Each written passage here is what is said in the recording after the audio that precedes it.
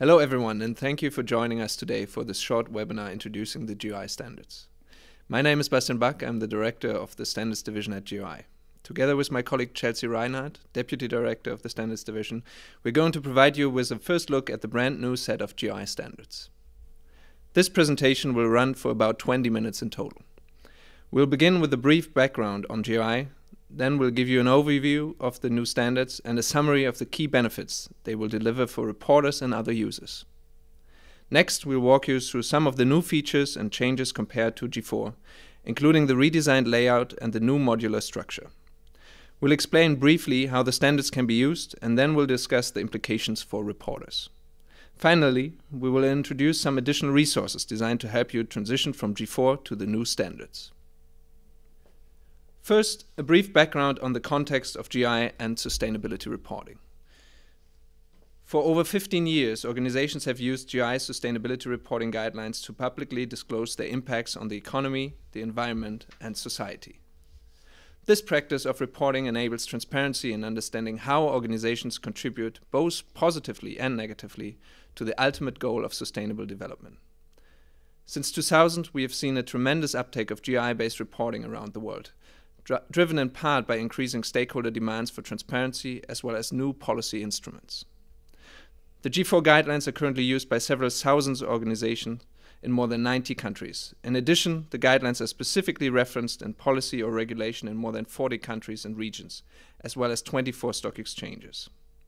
Now, as the latest step in the evolution of the guidelines, we are excited to announce the release of the first ever set of sustainability reporting standards, known as the GRI Standards. The GRI Sustainability Reporting Standards are the first global standards for sustainability reporting. The GRI Standards are the latest evolution of GRI's original sustainability reporting guidelines.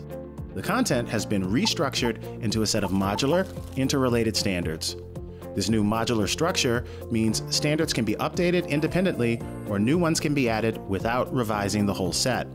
This will help protect your investment in GRI reporting, as the standards will be responsive to new developments and stay even more up-to-date and relevant for reporters. There are 3 universal standards used by every organization that makes a sustainability report. And there are 3 series of topic-specific standards which cover economic, environmental, and social impacts. The starting point for using the standards is GRI 101, Foundation.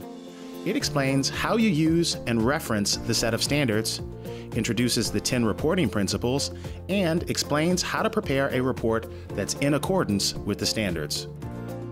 By applying the materiality principle from this standard, you identify your material topics, those with the most significant impacts and influence on stakeholders. This focus on materiality helps you report on the impacts that matter most. Based on your material topics, you select the topic-specific standards that are relevant for you. You also apply the other 2 universal standards. GRI 102, General Disclosures, is for reporting contextual information about your organization and its reporting practices. You use GRI 103, Management Approach, to report how you manage your material topics.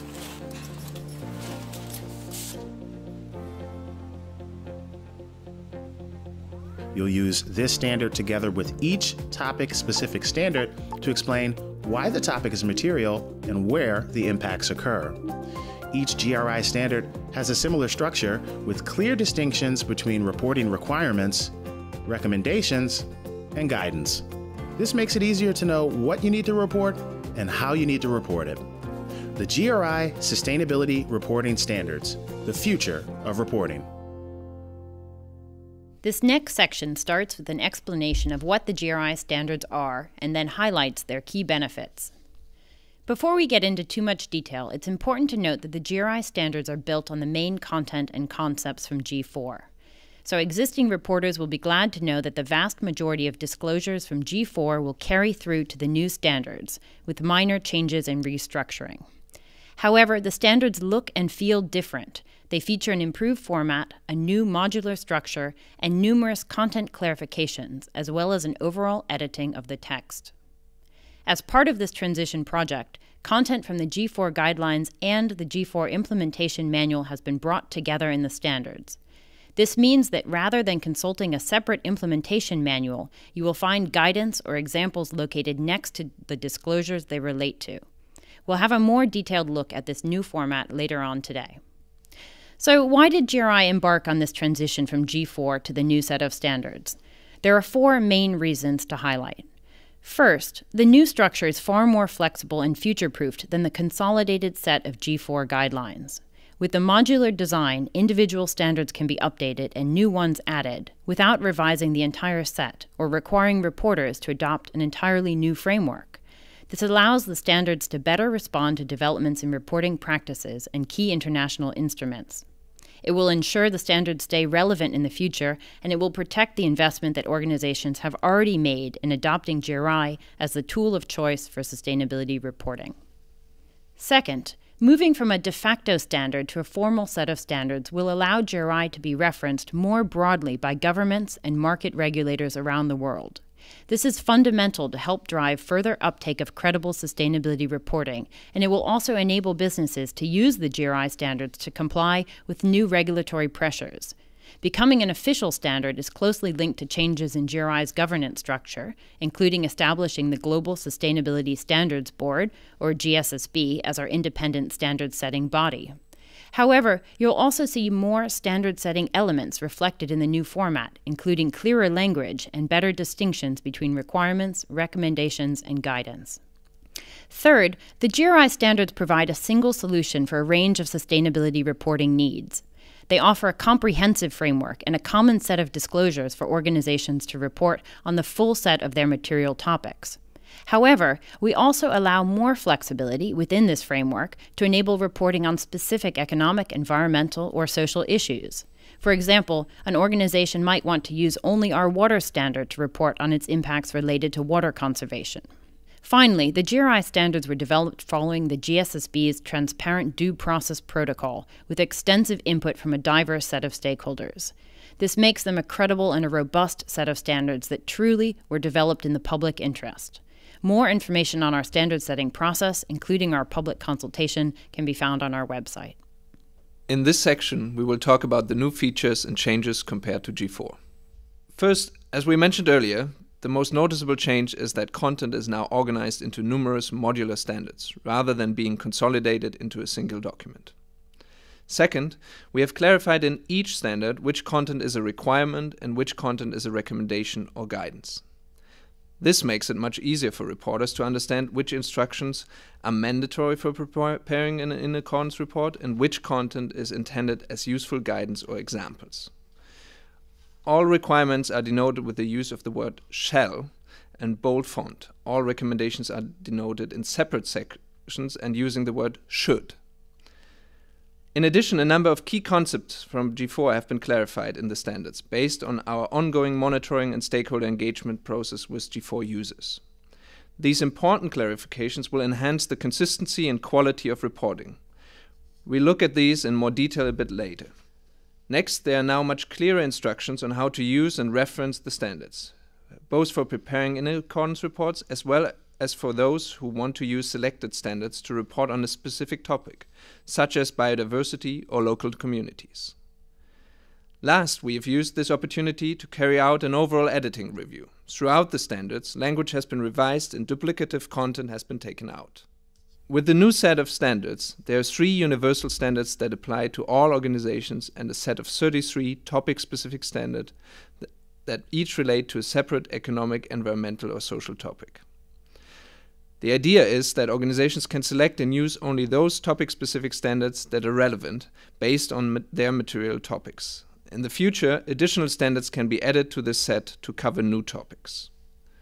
Now, I'll explain what you can find in the 3 universal standards.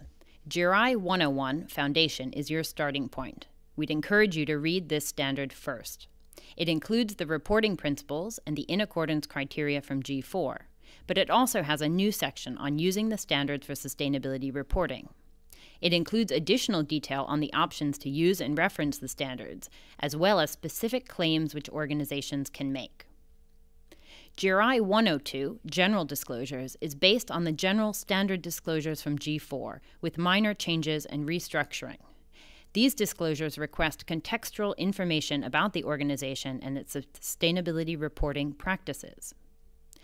Finally, GRI 103, Management Approach, covers the DMA, or Disclosures on Management Approach, content from G4, but it has been brought together with additional guidance and recommendations from the implementation manual. This standard is designed to be used together with each topic standard to report the organization's management approach for each of its material topics. The topic boundary disclosures are also now covered in GRI 103. We'll talk more about the topic boundary later on in the presentation. Before we go too much further, it's worth highlighting that some terminology and numbering has changed compared to G4. We no longer use the term indicator. Instead, the standards use disclosure to refer to all information which is to be disclosed or reported, whether it's quantitative or qualitative information. That means that each indicator from G4 is now referred to as a disclosure, but in most cases it will still cover the same content and will still have a unique disclosure number. We also no longer differentiate between an aspect and other topics like we did in G4. Instead, the standards use the word topic throughout to refer to any economic, environmental, or social topic, whether the topic is covered by the GRI standards or not.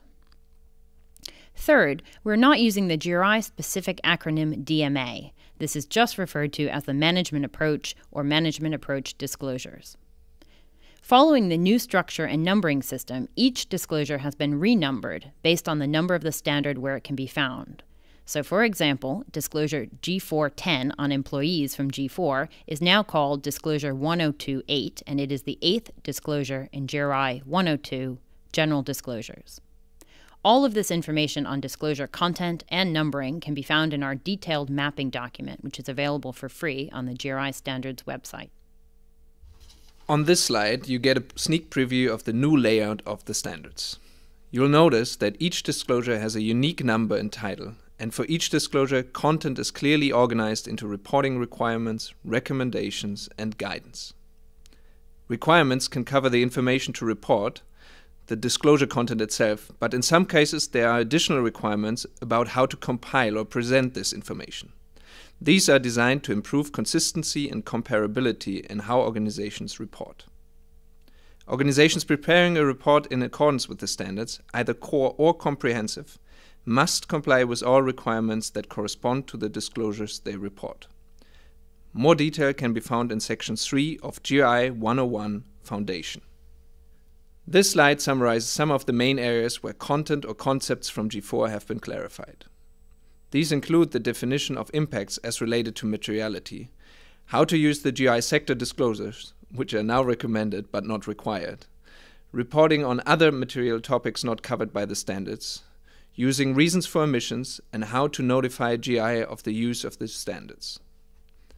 In addition, GRI 103, Management Approach, includes additional clarifications on the topic boundary, as well as how to report the boundary if it extends outside the organization, for example when impacts occur in the supply chain. As part of a parallel technical review, the terminology related to employee and worker has been reviewed and in some cases revised. The objective of this review was to improve consistency across the standards and to better align our requirements with key international instruments. More information on this project can also be found on the GRI Standards website. Thank you, Bastian, for that high-level overview. I'm just going to take a few minutes now to talk through a couple of the most essential content clarifications. First, it has been clarified in the GRI standards that the term impact is referring to effects on the economy, the environment, and society, not to impacts on the organization itself. This means it is now even more explicit that organizations need to focus on the impacts on the economy, the environment, and society in identifying their material topics. It is acknowledged that these impacts can also be related to consequences for the organization itself, but the latter are not the focus of the reporting activity. Second, it has also been clarified in GRI 101 Foundation that any report claiming to be in accordance with the standards, either the core or comprehensive option, is required to include all material topics, even those that are not covered by a topic-specific GRI standard. We give you clear instructions on how to report on these topics. The organization is still required to report its management approach using GRI 103, and where possible, it is recommended to report other appropriate disclosures. These, of course, can come from other reporting standards or frameworks. The next clarification relates to the topic boundary. This concept has evolved significantly since the first version of the GRI guidelines. It is arguably one of the most challenging areas of sustainability reporting for G4 reporters, and it was inconsistently understood. In the standards, the concept has now been simplified and is better aligned with key instruments such as the UN Guiding Principles and the OECD Guidelines for Multinational Enterprises. The topic boundary concept is based on the expectation that organizations should disclose and take responsibility not only for impacts they cause directly, but also those they are contributing to or are directly linked to, for example, through their relationships with suppliers or customers. The topic boundary now requires a description of where the impacts occur for each material topic and a description of the organization's involvement with the impacts.